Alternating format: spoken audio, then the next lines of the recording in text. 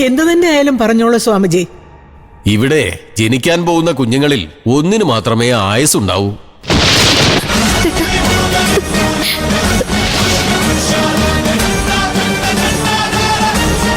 സ്വാമിജി പേടിക്കണ്ട.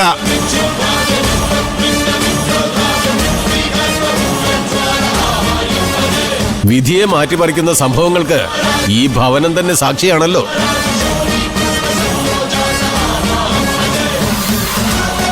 ഈ നിൽക്കുന്ന ആദ്യത്തിനപ്പുറം അതിന് വേറൊരു ഉദാഹരണം വേണ്ടല്ലോ. ഇതും അങ്ങനെയൊക്കെ ആയിത്തീരാൻ നമുക്ക് പ്രാർത്ഥിക്കാം. അല്ലാതെ പ്രതിവിധിയൊന്നും ഞാൻ നോക്കിയിട്ട് കാണുന്നില്ല.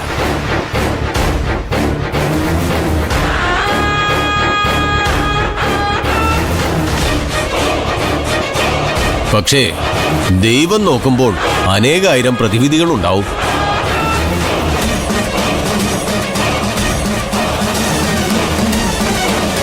ആത്മാർത്ഥമായി പ്രാർത്ഥിച്ചോളൂ, അനർത്ഥങ്ങൾ ഒഴിഞ്ഞു പോകാൻ.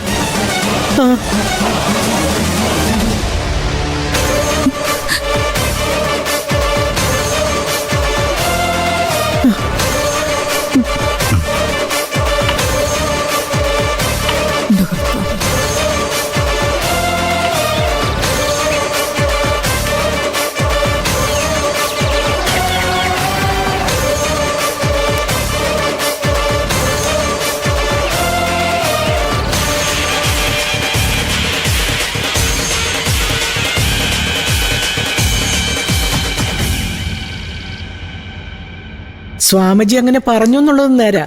പക്ഷേ അതിനുള്ള പരിഹാരം അദ്ദേഹം പറഞ്ഞല്ലോ. എന്ത്? ദൈവത്തെ വിളിക്കാനോ? ആർക്കും അങ്ങനെ പറയാൻ വയ്യാത്തത്?